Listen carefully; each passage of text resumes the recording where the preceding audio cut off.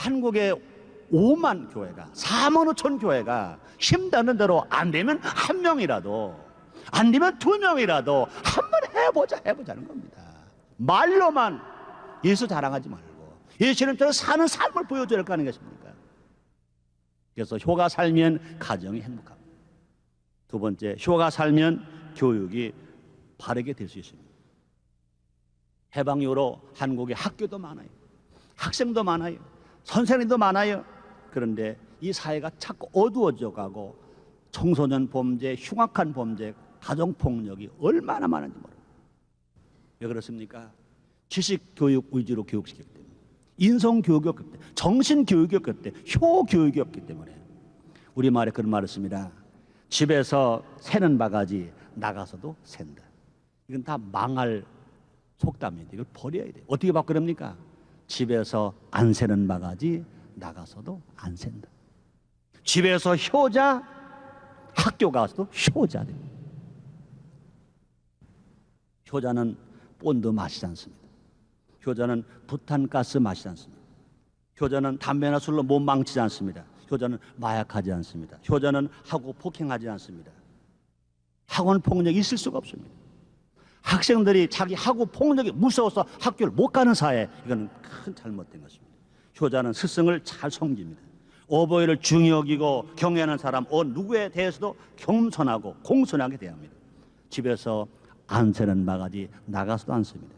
이로써 사제지간에 경애와 사랑의 감정이 일어나기 때문에 스승으로부터 인격과 삶을 바르게 전수받을 수 있습니다.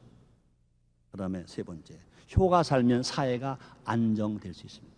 사회 우익의 질서가 설 수 있습니다. 성경에 말합니다. 레위기 19장 32절에 보면 너는 센 머리 앞에 일어서고 노인의 얼굴을 공경하며 네 하나님을 경외하라. 난 여호와니라. 그러므로 성경에 가르쳐주는 효는, 자기 부모는 날 낳아준 분만 부모가 아닙니다. 스승도 부모입니다. 선배도 부모입니다. 사회도 부모입니다. 임금도 부모인 것입니다. 그래서 레위기 19장 32절, 이것이 명심보감 얘기 아닙니다. 성경 이야기입니다. 하나님을 경외하기 전에 무엇하라고 말하는 것은 센 머리 앞에 일어서고 노인의 얼굴을 공경하며 네 하나님을 경외하라. 나는 여호와니라. 이렇게 말씀합니다. 사도 바울도 말합니다. 디모데전서 5장 4절입니다. 어떤 과부에게 자녀나 손자들이 있거든 먼저 집에서 효를 행하여 가르쳐 지키게 하라. 하나님 받으실 만 것이니라 말씀했습니다. 그러므로 효가 살면 사회 우익의 질서가 섭니다.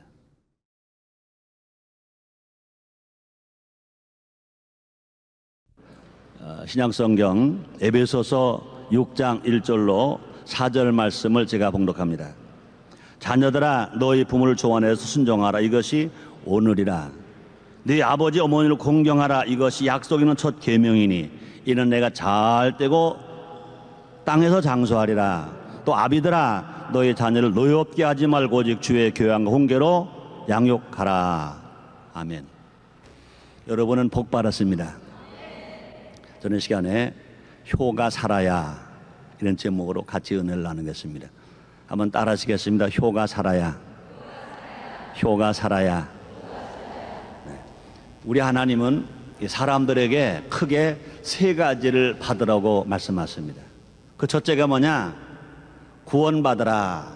그 말입니다. 두 번째가 뭐냐? 성령 받으라. 세 번째가 뭐냐? 복 받으라. 그 말인 것입니다. 여러분에게 물어봅니다. 구원은 누가 받죠? 구원은 누가 받죠? 네, 구원은 불신자가 받아요. 어디 부흥회 가가지고 물어봅니다. 구원은 누가 받죠? 그러면 내가 받아요. 그래요. 아니, 구원받는 사람이 또 받아요? 구원은 불신자가 받는 거예요. 성령은 누가 받죠? 구원받은 성도가 받아요. 또 복은 누가 받죠? 네, 대답 참 잘하시네요. 어디 부흥회 가가지고요, 복은 누가 받죠? 그랬더니 내가 받아요 그러더라고요. 그때 내가 뭐라고 대답해 줬겠어요? 네, 그래요. 우리 속담에 그런 말 있죠. 떡 줄 사람은 생각지도 않은데 김칫국 먼저 마신다고. 누구나 다 복 받기를 원합니다. 우리 하나님은 누구에게 다 복 주기를 원하십니다. 그러나 우리가 아무리 복받기를 원한다고 해서 하나님이 다 주시는 것이 아니라 어떡합니까? 주님 뭐라 말씀하십니까? 복이 있는 사람에 대해 복을 받는 거예요. 시편 1절에 보니까, 시편 1편 1절 2절 3절에 보니까 복이 있는 사람은 악인의 길을 쫓지 않고 죄인의 길에 서지 않고 오만한 자리에 앉지 않고, 2절에 보니까 오직 여호와 율법을 즐거함으로 주여로 묵상하는 자로다. 그래 뭐라 말씀하십니까? 이는 시냇가 심나무가 씨를 쫓아 과실을 맺는 것처럼 그 잎사가 마르지 아니한 같이 모든 행사가 다 형통하리로다, 이렇게 말씀했습니다. 그러므로 구원은 불신자가 받고 성령은 신자가 받고 하나님의 복은 하나님 말씀을 실천하는 사람이 맞습니다. 그러므로 예수를 믿어야 구원받고, 구원받은 성도가 예수의 이름으로 기도해야 성령을 받고, 성령을 받고 권능을 받은 사람이 하나님의 말씀을 읽고 듣고 지키고 전하고 실천해야 하나님의 복을 받습니다. 그러므로 우리가 바꿔서 말하면, 뒤집어서 말하면 하나님의 복은 누가 받느냐? 하나님의 말씀을 행하고 실천하는 사람이 받습니다. 자, 그럼 하나님 말씀은 누가 행하고 실천할 수 있느냐? 성령을 받은 사람이 할 수 있습니다. 누가 성령을 받느냐? 예수 이름으로 기도해야 성령을 받습니다. 또 누가 성령을 받느냐? 구원받은 사람입니다. 구원 어떻게 받느냐? 예수를 믿어야 구원을 받습니다. 그러므로 불신자가 예수를 믿어야 구원받고, 구원받은 신자가 예수의 이름으로 기도해야 성령을 받고, 성령 받은 성도가 예수님의 말씀, 하나님 말씀, 성경 66권의 말씀을 읽고 듣고 지켜야 하나님의 복을 받는 것입니다. 그렇게 믿으십니까? 믿으십니까? 그렇습니다. 자, 그러면은 우리가 한마디 생각해 봅니다. 하나님의 은혜로 한국교회가 엄청 부흥했어요. 이 땅에 복음이 들어온 지 불과 116년 됐습니다. 1885년 4월 5일 인천 제물포항을 통하여 언도로 선교사와 아펜지라 선교사를 통해서 이 땅에 복음이 들어왔습니다. 전국에 4만 5천 교회가 있습니다. 10만 목회자가 있습니다. 1200만 신자가 있습니다. 놀라운 축복입니다. 큰 은혜인 것입니다. 그러므로 교회도 많고 목회자도 많고 성도도 많은데, 하나 안타까운 것은 이 사회가 좀처럼 변화되지를 않는 것인 것입니다. 우리 모두 변화되기를 바라고 있지만 변화되지를 않는 것입니다. 왜 그러냐? 하나님의 말씀을 듣긴 많이 들었는데, 듣고 깨닫긴 많이 깨달았는데, 하나님의 말씀을 실천하는 사람이, 실천하는 성도가 너무나 작은 것인 것입니다. 저는 효라는 이야기를 합니다. 제가 말하는 효는 유교적인 효가 아닙니다. 제가 말하는 효는 성경적인 효인 것입니다. 난 성도들에게 묻습니다. 성경 66권의 말씀은 누구 말씀입니까? 네. 많은 사람들이 말합니다. 하나님 말씀입니다. 그래요. 또 묻죠. 성경 66권은 누구 말씀입니까? 그러면요, 하나님 말씀입니다. 그래요. 성경 66은 누구 말씀입니까? 하나님 말씀입니다. 그래요. 근데 저는 어떻게 대답하는지 아세요? 성경 66권은 하나님 아버지 말씀입니다. 예수를 믿고 구원받은 자에게 최고의 특권이 뭐냐? 천국 가는 거? 네, 특권입니다. 죄인이 의인이 된 것 특권입니다.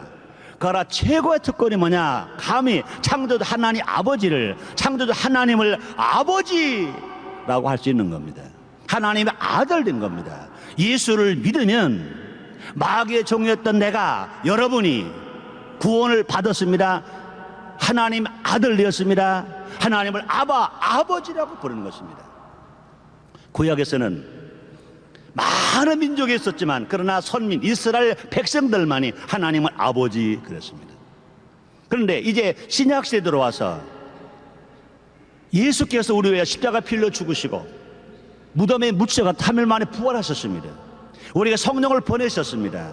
이제 누구든지 남녀노소 빈부 귀천 구분하지 아니하고, 어떤 민족이나 어떤 언어 구분하지 아니하고, 얼굴 색깔이 검든지 얼굴 색깔이 시든지 얼굴 색깔이 여러분이나 저처럼 아주 노릇초롬하게 좋든지 그 구분하지 않은 누구든지 예수를 믿기만 하면 구원받습니다. 그러므로 구원받은 것이 뭡니까? 창조주 하나님, 그분이 우리의 아버지가 되는 겁니다. 하나님의 아버지, 하나님 아버지. 우리가 누굽니까? 하나님 아들인 것입니다. 그러므로 예수님이 곧 우리의 최고의 특권이 뭐냐? 창조주 하나님을 아버지라고 부르는 거예요. 우리 하나님 아들 된 겁니다. 이것이 은혜요, 이것이 사랑이요, 이것이 능력이요, 이것이 기적이요, 이것이 큰 축복인 것입니다. 자, 그렇다면 이 귀한 하나님의 말씀을 왜 우리가 하나님 말씀이라고 말합니까? 예수 안 믿는 사람도 성경에 하나님 말씀인 것은 말합니다. 다른 종교인들도 성경에 하나님 말씀은 말합니다. 사탄도 성경 하나님 말씀 알고 있습니다. 그러나 우리는 성경의 하나님 말씀으로만 아니라 나를 구원하시고 나를 사랑하시는 나의 아버지, 하나님 아버지 말씀인 것입니다. 효가 뭡니까? 아버지 말씀에 순종하는 겁니다. 어머니 말씀에 순종하는 겁니다. 어른들 말씀에 순종하는 겁니다. 그러므로 성경 66권 우리 하나님 아버지 말씀이신 것입니다. 또 우리는 분명하려 됩니다. 효의 원조는 성경이다. 한번 따라해 보세요. 효의 원조는 성경이다. 그렇습니다. 제가 효 강연회 하러 갑니다. 거기는 이제 유교, 유림의 성경관, 불교, 또 원불교, 천주교, 또 민족 종교, 또 많은 효 운동하는 분이 많이 모입니다. 효 강연회 하러 가면 제가 제일 젊어요. 다 80이 넘으신 분 너무너무 많아요. 난 당당하겠습니다. 효의 원조는 성경이다. 그래요. 또 그런 말을 합니다.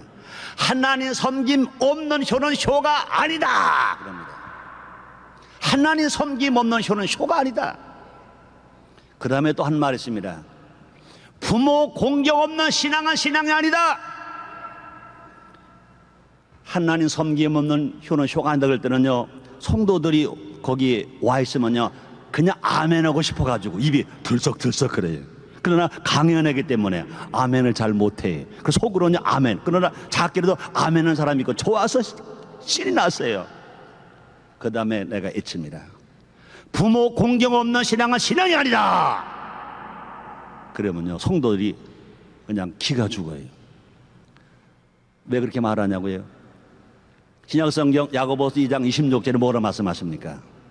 영혼 없는 몸이 죽은 것처럼 행함이 없는 믿음은 죽었다. 기독교 신앙은 십자가 신앙입니다. 기독교 신앙은 십계명 신앙입니다. 구원받은 우리가 하나님을 섬겨야 합니다. 또 구원받은 우리가 하나님 은혜가 감사해서 하나님의 명령인 십계명을 지켜야 됩니다. 1계명부터 4계명까지는 대신계명입니다. 하나님 관계 계명입니다. 우리 믿어야 할 계명입니다. 그런데 5계명부터 10번째까지 계명, 6가지 계명은 우리가 지켜야 할 계명입니다. 지켜야 할 계명은 중에 첫 계명이 뭡니까? 내 부모를 공경하라. 내 부모를 공경하라. 내 부모를 공경하라. 출애굽기 20장 12절 말씀이십니다. 그래서 내 부모를 공경하라. 그리하면 너희 하나님 나 여호와가 내게 준 땅에서 내 생명이 길리라. 이런 말씀입니다. 이 말씀은요 바울 어떻게 말합니까? 네 부모를 공경하라. 이것이 약속에는 첫 계명이니 이는 내가 잘되고 땅에서 장수하리라. 그러므로 부모 공경 계명은 살인하지 말라는 계명보다 먼저 줬습니다. 간음하지 말라는 계명보다 먼저 줬습니다. 도둑질하지 말라는 계명보다 먼저 줬습니다. 거래 증가하지 말라는 계명보다 먼저 줬습니다. 남의 것 이웃의 것 아무것도 탐하지 말라 하는 계명보다도 먼저 주었습니다. 그러므로 행해야 할 계명 중에 구원받은 성도가 하나님 아들 된 우리가 하나님의 명령을 지켜야 할 게 첫 계명이 뭡니까? 부모 공경 계명입니다. 성경은요 크게 두 가지입니다. 이렇게 말하면 여러분 그럴 겁니다. 아 크게 두 가지 압니다. 그거야 구약이 있고 신약이 있습니다 그럴 거예요. 난 그렇게 구분하지 아니하고 크게 두 가지입니다. 뭡니까? 하나님의 명령과 하나님의 약속입니다. 하나님 명령에는요 하지 말라는 명령도 있고요 하라 하는 명령도 있습니다. 그런데 그 명령을 지킬 때 그 다음에 그리하면 주님은 복 준다고 말씀했습니다. 주 여호와는 하나님을 섬겨라.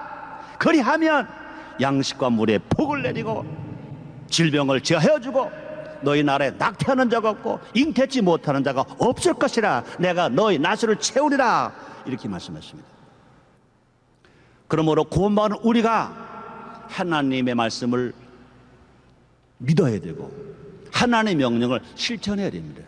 구원받은 우리가 하나님 명령했습니다.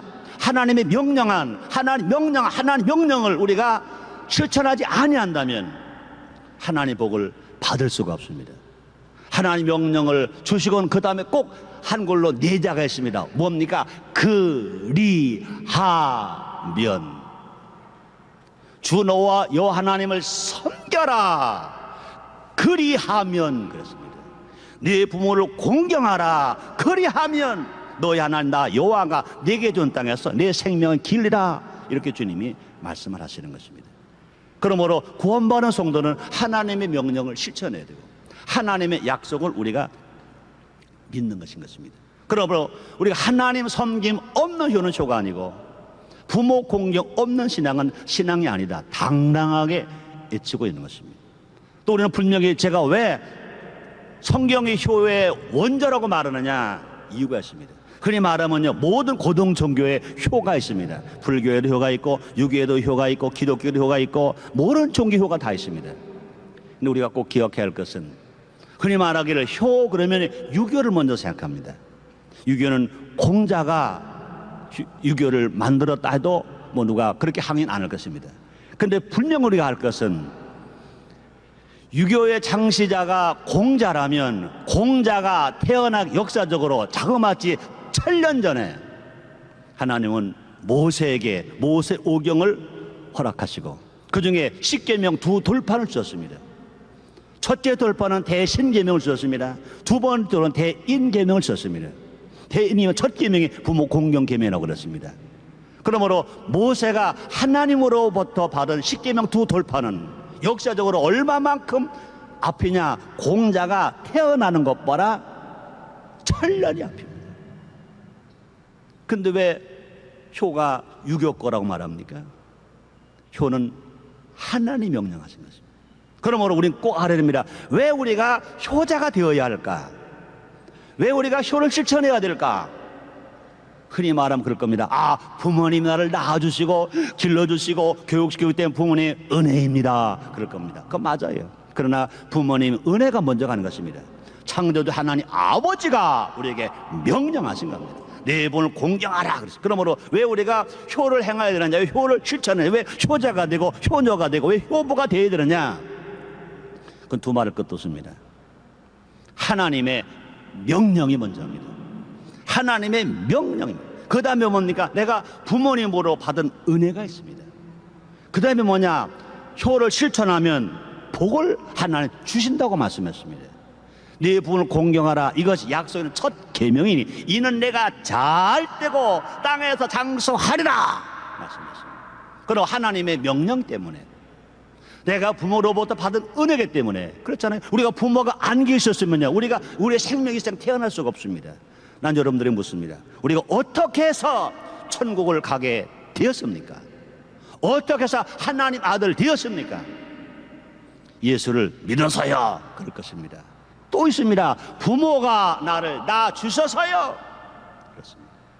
부모가 나를 안 낳아주셨으면 사람이 안 됐어요. 사람이 안 됐으면 예수를 믿을 수가 없어요. 예수를 믿지 못했다면 구원받을 수 없어요. 구원받지 못했다면 천국을 못 가는 것입니다. 그럼 우리가 천국 가게 된 것은 예수를 믿은 것이 하나님 은혜일 뿐 아니라 하나님 우리 부모를 통해서 내가 사람으로 육체를 가지고 이 세상에 태어났다는 것인 것입니다.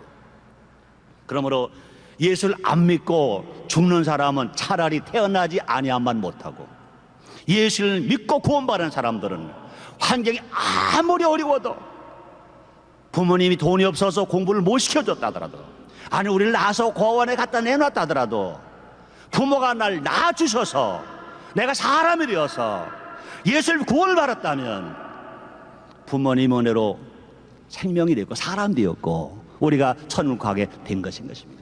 그러므로 하나님께도 감사하고 예수님께도 감사하고 부모님께도 감사하고 그래서 하나님의 명령대로 부모 공경 잘하면 하나님이 주시는 축복이 우리에게 있다는 것인 것입니다.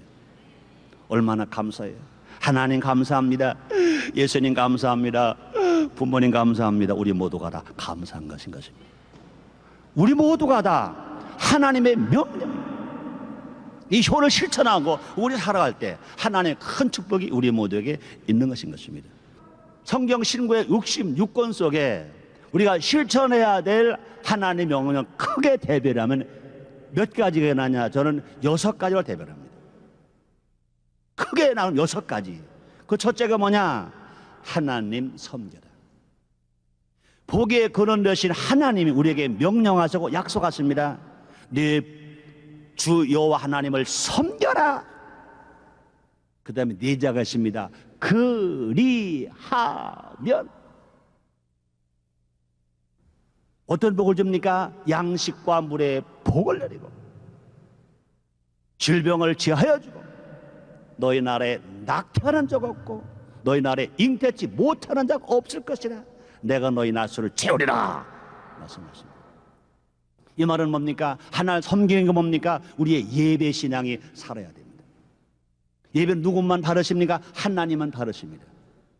하나님을 예배드려야 됩니다. 하나님을 찬양해야 됩니다. 하나님을 경배합니다. 하나님을 찬미합니다. 하나님의 약속을 우리가 믿는 겁니다. 하나님 명령에 우리가 순종하는 것입니다. 예배 신앙에 살면 그 신앙이 사는 겁니다. 신앙에 살면 인생에 사는 겁니다.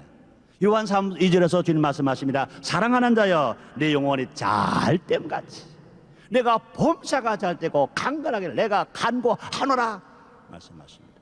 그럼 우리는 하나님을 섬기는 예배 신앙을 살아야 됩니다. 하나님 섬김. 두 번째가 뭐냐? 부모 공경인 것입니다. 하나님 말씀하신다. 네 부모를 공경하라. 그래야 내가 잘 되고 땅에서 장수하리라. 아까도 말했습니다. 우리 부모님이 아니셨으면 이 세상에 우리가 생명으로 태어날 수가 없습니다. 부모님이 나를 낳아주셨어요. 길러주셨어요. 교육시켜 주셨어요. 그 은혜도 크지만 하나님이 또 명령합니다. 인간의 생사화복을 주장하시는 하나님 명령합니다. 네 부모를 공경하라. 네 부모를 공경하라 주님 말씀하세요. 그럼 우리는 부모 공경해야 됩니다. 그 다음에 세 번째는요, 자기 가족을 사랑해야 됩니다. 주님 말씀하신 네 이웃을 네 몸처럼 사랑하라 말씀했습니다. 또 시편 133편 1절에 보니까 형제가 연합의 동거함이 어찌 그리 선하고 아름다운고 그렇습니다. 우리 하나님은요 에덴 동산에서 에덴 동산을 창조하시고 나서서 하신 말씀이 뭡니까? 하나님 보시기에 좋았더라. 하나님이 좋았더라. 하나님 보시기에 좋았더라. 맨 마지막 날 모든 창조된 것을 다 보시고 조화를 이루신 것을 보시고 맨 마지막에 여섯째 하신 말씀이 뭡니까? 하나님 보시기에 심히 좋았더라 그렇습니다. 그런데 형제가 연합하여 동거하는 것을 보고는 뭐라고 말씀하십니까? 어찌 그리 선하고 아름다운고. 에덴 동산을 창조하시고 하셔서 나신 후에 하나님 말씀하신 것 보라. 형제가 연합하여 동거하는 모습을 보시고는요 더 강하게 더 힘있게 어찌 그리 선하고 아름다운고 말씀하십니다. 여러분 부모된 분들은 알잖아요. 부모님이 언제 마음이 평안합니까? 언제 살맛이 납니까? 형제들 간에 화목할 때, 가족이 화목할 때, 형제들 간에 우애가 있을 때 부모가 즐거우신 것입니다. 그럼 우리는 가족 사랑해야 돼요. 가족은요 한 피로 나는 가족이 있습니다. 가족이 있습니다. 친척 가족이 있습니다. 친구 가족이 있습니다. 이웃 가족이 있습니다. 그뿐이 아니라 성도와 성도는 모두 가라 예수의 피로 나는 한 가족들인 것입니다. 가족 사랑합니다. 그 다음에 네 번째 우리는요 나라 사랑해야 됩니다. 주님의 그 나라 그걸 먼저 구하라고 말씀했습니다. 나라 임금 들여서 기도하라고 주님 말씀했습니다. 나라 사랑 애국자가 됩니다. 예수 믿고 구원받은 사람들은 나라가 두 나라가 있습니다. 천국 나라가 있고 조국 나라가 있습니다. 구원받은 성도는요 조국 나라도 사랑해야 되고 천국 나라도 사랑해야 됩니다. 구원받은 성도는요 하나님이 계신 천국 나라도 사랑해야 되고 내가 태어난 조국 나라도 사랑해야 됩니다. 어리석은 사람들은요, 예수 잘 믿어나가면서 천국 나라는 소망 삼고 살면서 이 조국 나라에서 무관심한 사람들이 있습니다. 그것은 사한 신앙이 아닌 것입니다. 애국자가 되어야 돼요. 우리 애국자가 됩시다. 따라합시다. 애국자가 되자. 네. 기독교인들 자기 권리만 주장하지 말고 의무를 다해야 됩니다. 교육의 의무, 병역의 의무, 납세의 의무, 근로의 의무. 대한민국 국민이면 대한민국 국민의 의무를 다하고 권리를 주장하는 것, 이게 중요합니다. 나라가 어려울 때 그 나라를 위해서 목숨을 바치는 것 너무나 당연한 것입니다. 우리는 지금 IMF로 말미암아 어려움을 당하고 있습니다. 우리 국민 너무너무 좋은 국민, 특별히 우리나라 교회 성도들 너무너무 좋아요. 1997년 12월 19일인가요? IMF 경제 원조를 받을 때 우리 얼마나 울었는지 몰라요. 그러면 힘을 모았습니다. 애국도 내놓자, 금부지 다 내놓자. 내놨어요. 대단한 애국자예요. 나는 나라를 이끌고 가는 지도자들 정신 좀 차려 주셨으면 좋겠어요. 이 좋은 백성들을, 이 좋은 국민들을 선하게 끌고 가면 좋겠어요. 지도자가 되기 위해서 지도되지 말고 나라를 사랑하니까, 국민을 사랑하니까 지도자가 되어서 나라 위해서, 국민 위해서 헌신하고 봉사하는 지도자가 되면 좋겠어요. 우리 기독교인도 마찬가지인 것입니다. 나 중요합니다. 가정 중요합니다. 자기 사업 중요합니다. 교회 중요합니다. 그러나 또 더 중요한 것이 뭐냐? 조국이 중요한 겁니다. 나라가 중요합니다. 나라를 사랑합니다. 근데 우리는요, 우리가 또 지킬 거, 실천할 게 뭐가 있습니까? 다섯 번째는요, 자연을 보호해야 돼요. 자연의 주인은 하나님이십니다. 우리 하나님은요, 범죄하기 전 아담에게 말씀하십니다. 에덴 동산을 다 지어서 아담에게 활권을 주면서 말합니다. 행복하고 번성하라. 잘 다스리다. 잘 다스리다. 자연은 사람이 없으면 더 잘 번성합니다. 그러나 사람은 자연이 없으면 죽어요. 자연의 주인은 하나님, 하나님의 섭리 속에서 질서 있게 운영되어져 가고 있습니다. 교회가 할 일이 뭐냐?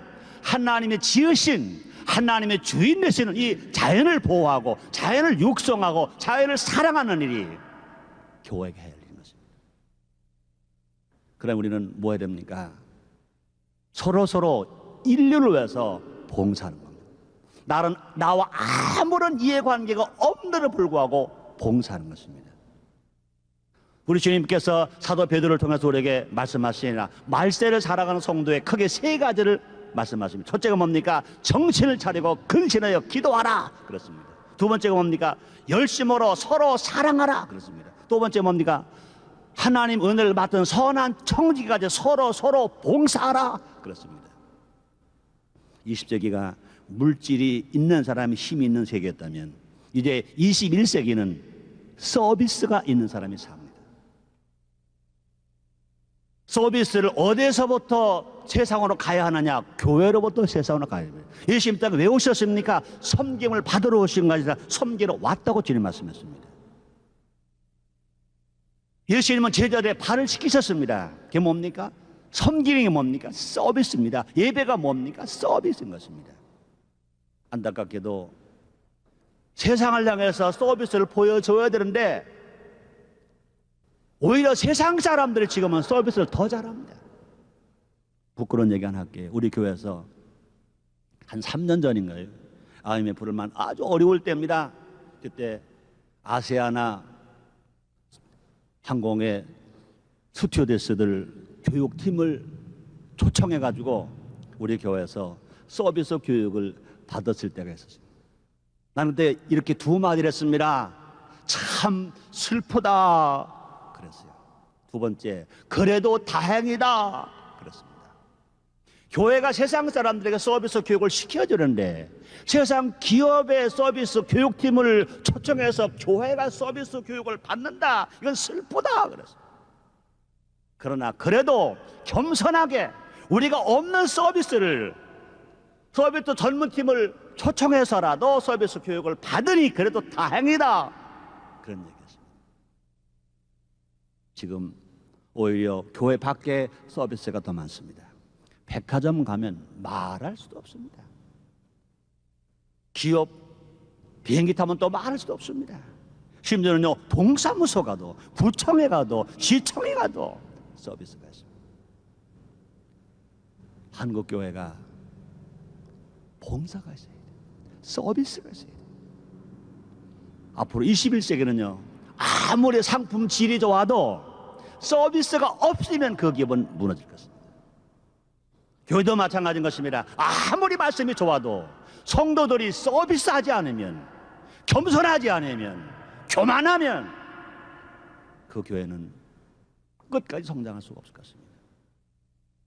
인류를 위해서 봉사하는 겁니다. 서비스하는 겁니다. 나를 낮추고 상대를 높여주는 것입니다. 나를 포기하고 상대를 높여주는 것입니다. 이런 서비스 교육이 있는 그런 사회가 됩니다. 우리의 지금 땅에 오셔서 마지막까지 크게 보면요, 하나님의 말씀을 이루시기 위해서 십자가에 죽으셨습니다. 그러나 우리 인간 편에 보면 인간을 위해서 우리의 셈은요, 이 땅에 서비스로 오셨다가 서비스로 마지막에 피 한 방울 물 한 방울 남기에 몽땅 바치시고 몽땅 서비스하시고 생명까지 내놓으시고 죽으셨습니다. 3일 만에 부활하셨습니다. 부활 승천하셨습니다. 우리 모두가 다 하나님 알수있잖아요. 그때 김영삼 대통령이 대통령 하실 때 그분이 그런 말 했습니다. 세계화, 우리나라가 세계화가 된다. 세계화. 그래 여러분, 대통령의 세계화 된다고 해서 세계화가 되는 겁니까? 세계화 되려면 국민이 세계인이 되어야 됩니다. 나도 세계인이 되고 여러분도 세계인이 됩니다. 예수를 믿는 사람도 세계인이 되고 예수 안 믿는 사람도 세계인. 그러므로 모두가 다 온 국민이 세계인이 되어야 됩니다. 세계인 되려면 창조주 하나님을 섬겨야 세계인 됩니다. 세계인은 자기를 낳아주고 길러준 교육생 부모님을 공경해야 세계인 됩니다. 제가 간증을 조금 할까요? 저는 어머니가 29의 과부가 되셨어요. 어머니가 29 과부시니까 나는 몇 살 때 아버지가 돌아가셨냐면요, 10살 때. 우리 어머니하고 저하고는요 19살 차이. 우리 어머니는요 16세 우리 아버지는 시집 오셨대요. 근데 20살에 아기를 낳으셨대. 아기가 누구예요? 나예요. 난 그래서 어머니하고 19살 차이예요. 6.25 전쟁이 일어났어요. 아버지가 돌아가셨어요. 가정이 얼마나 어려웠겠어요. 나만 그렇게 고생한 줄 알았더니 나는 많은 사람 상담해보고 전 세계 나가서 부흥에 인도해보면서 다 들어보면 나만 어려운 게 아니었더라고요. 난 아버지가 없어서 어려운 줄 알았더니 아버지 있는 사람들도 가난하고 다 그랬더라고요. 우리 어머니가 항상 저에게 하신 말씀이 있어요. 너 아버지 없다고 버릇 없으면 안 된다. 어디 가서 애비 없는 호로 자식 소리 들으면 안 된다. 나 너희 아버지 없어서 애롭다. 그런 애로운 건 참을 수 있다. 가난하다. 가난한 건 참을 수 있다. 배고픈 건 참을 수 있다.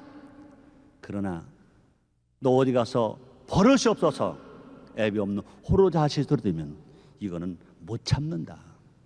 그게 우리 어머니가 나에게 준 교훈입니다. 우리 성도들 보고 그런 말합니다만은 우리 어머니한테서 전 한 번도 공부하라 소리를 들어본 적이 없습니다. 오히려 저보고 우리 어머니 그럽니다. 임마 공부가 밥 먹여주니? 우리 어머니 그랬어요. 이놈아 공부가 밥 먹여주니? 왜요? 먹고 살려니까 농촌에서 할 게 뭡니까? 볏짚 가지고 새끼를 꼬아서 가만히 짜야 합니다. 새끼를 혼자 꿀 수 있지만 가만히는 혼자 못 잡니다. 나하고 우리 어머니 가만히 짜야 5일 장 동안 가만히 짜야 그 장날 갖다가 팔아야 양식을 팔아 먹습니다. 그걸 하는 거예요. 그러니까 우리 어머니는요, 내가 아들로서 뭐 공부를 앞으로 잘해서 뭐 한다 이런 것이 아니라 아픈 생각이 안 나고 지금 당장 뭡니까? 공부가 밥 먹여준 이놈아 일하라는 거예요. 그렇게 우리 어머니가 공부하라 소리 한마디 안 했지만 그러나 꼭 가르쳐준 말씀이 있습니다. 너 어른 앞에서 말대꾸하면 안 된다. 어른 앞에서 버릇 없으면 안 된다. 그래서 어디 가서 애비 호로자시 소리 들으면 안 된다. 그럼 나는 못 참는다. 우리 어머니가 나에게 교훈해 준 건 그거였어요. 어렸을 때입니다. 그걸 지키려고 무단히 애를 썼어요. 뭐 좋은 간증이 있는데 뭐 시간이 제한됐기 때문에 그 말은 다 할 수는 없습니다. 부모님 말씀에 순종한다는 것. 또 그뿐이 아닙니다. 효는 생활 속에서 구체적으로 실천되어져야 돼요. 여러분 잘 아시겠습니다만은 우리가 가정에서 효가 실천되는 거 아주 작은 것 몇 가지 한번 들어볼까요? 부모님께 대답을 잘해드리는 것도 효입니다. 또 부모님이 말씀을 할 때 잘 들어드리는 것도 효입니다. 부모님 앞에 자기는 좀 힘이 들어도 표정을 밝게 해드리는 것도 효입니다. 또 부모님께 근심 걱정을 없게 해드리는 것도 효입니다. 또 부모님께 가벼운 일감을 드리는 것도 효입니다. 또 용돈을 드리는 것도 효요. 맛있는 음식을 만들어 드리는 것도 효입니다. 때로는요 할머니가 되고 할아버지가 된 부모님 등을 좀 긁어 드리는 것도 효예요. 플라스틱으로 만들고 대나무로 만든 효자 손만 사다가 드리지 말고 직접 가리우셔서, 연세가 많으시면 수분이 없잖아요. 가려운 데가 많잖아요. 손이 뻣뻣하잖아요. 젊은 사람 콱콱 다 닿는데 안 닿잖아요. 등이 좀 가려운데 아이 가려워, 가렵다. 그럴 때 효자 손에 맡기지 말고 달려가서 어머니, 아버님, 할아버지, 할머니 어디가 가려우세요? 여기에요? 아니다. 아, 여기에요? 좀 올라갔다. 그럼 여기에요? 아, 좀 내려갔다. 그럼 여기에요? 그래, 옳지. 아, 시원하네. 효자구나. 또 여러분, 진짜 효도 중에 효도가 뭐겠어요? 아직 부모님 구원받지 못했다면 부모님을 구원받게 드리는 거예요. 기도하고 복음 전해주고 전도해서 우리가 생활로 본을 보여줘서 예수 안 믿는 부모님이, 구원받지 못한 부모님이 예수님을 구원받게 하는 것, 이것이 최고의 효자입니다. 우리 교회에서 하는 거 두 가지 소개합니다. 저는 매일 집에서 큰절하기 합니다. 자기 부모가 계시고 자기의 자식이 있다면 먼저 부모님께 먼저 매일 큰절하고 또 어린 자식에게 큰절을 받는 겁니다. 큰절을 받았을 때는 꼭 덕담 한마디를 해줘야 됩니다. 꼭 기도해 줘야 돼요. 축복 기도해 줘야 돼요. 성구 하나라도 들려줘야 됩니다. 이것이 매일매일 가정에서 이루어진다면 그 가정은 틀림없이 하나님이 성령으로 역사하시는 가정이요, 부모와 자녀가 대화하는 가정이요, 화목한 가정이요, 효가 사는 그런 가정입니다. 효자 집에 효자가 나는 것입니다. 또 하나는요, 설날 동네 어르신 찾아가서 세뱃돈 드리고 세배하기. 제가 20세 미만일 때 한 40년 전에 우리 고향에 가면 내부모 내부모가 없습니다. 모두가 친구끼리 모여 다니면서 동네 어르신 가서 세배했습니다. 한 40년 전 이것이 없어지기 시작했다고요. 이거 회복돼야 합니다. 우리 교회에서는요 3년 전부터 회복시켰어요. 금년 설에도요 1000명을 우리가 선별했어요. 70대 이상 인천에 유직급 되는 분, 자녀 없는 독거노인 중에서, 너무 가난한 분 중에서, 또 병으로 고생하는 분 중에서, 이런 분 중에서 1000명을 선별했어요. 4명이 한 조가 되었습니다. 초등학생, 중고등학생, 청년, 어른 한복을 딱 입고 세뱃돈 가지고 갑니다. 얼마를 가지고 가냐고요? 한 번도 접어보지 아니한 신권 1,000원짜리 몇 장? 30장. 금액이 얼마입니까? 3만 원입니다.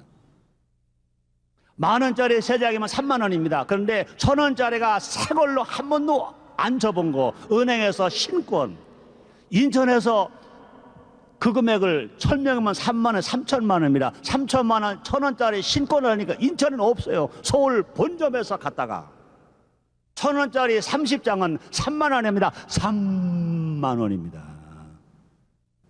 갖다 그걸 드리고 한복을 차려입고 정성을 다하여 세배합니다. 얼마나 노인들 좋아하지 아세요? 물론 우리 교회만 가는 게 아니라 기독교회만 가는 게 아닙니다. 불신자도 갑니다. 그런 분들 중에는요 전화합니다. 목사님, 난 목사님 누군지는 몰라요. 본 적도 없어요. 그런데 어찌 이런 일이 다 있을 수 있습니까? 목사님, 10,000원짜리 3개만 들었으면 내가 전화 안 했어요. 그건 돈이에요. 그런데 1,000원짜리 신권 한번 접어보지 않은 거 30장, 이건 돈 3만 원이 아니에요. 이건 마음이에요. 이건 정성이에요. 어찌 이런 일이 있을 수 있습니까? 전화를 하면서 막 우는 분들을 봅니다. 이거 하면 돼요. 난 한국교회가 이거 좀 하면 좋겠어. 우리는 계속 할 겁니다. 내년 설에는 내 욕심인지 모르겠습니다. 2,000명. 금년에 1,000명을 모셨으니까 내년에 2,000명을 모시자. 3만 원씩 하면 6천만 원. 돈이 많고 적은 게 아닌 것입니다. 너무너무. 한국의 5만 교회가, 4만 5천 교회가 힘닿는 대로 안 되면 1명이라도, 안 되면 2명이라도 한번 해보자는 겁니다. 말로만 예수 자랑하지 말고 예수님처럼 사는 삶을 보여줘야 할 거 아니겠습니까? 그래서 효가 살면 가정이 행복합니다. 두 번째, 효가 살면 교육이 바르게 될 수 있습니다. 해방 이후로 한국에 학교도 많아요. 학생도 많아요. 선생님도 많아요. 그런데 이 사회가 자꾸 어두워져 가고 청소년 범죄, 흉악한 범죄, 가정폭력이 얼마나 많은지 모릅니다. 왜 그렇습니까? 지식교육 위주로 교육시켰기 때문에, 인성교육이었기 때문에, 정신교육이었기 때문에, 효교육이었기 때문에. 우리말에 그런 말을 씁니다. 집에서 새는 바가지 나가서도 샌다. 이건 다 망할 속담인데 이걸 버려야 돼요. 어떻게 바꾸렵니까?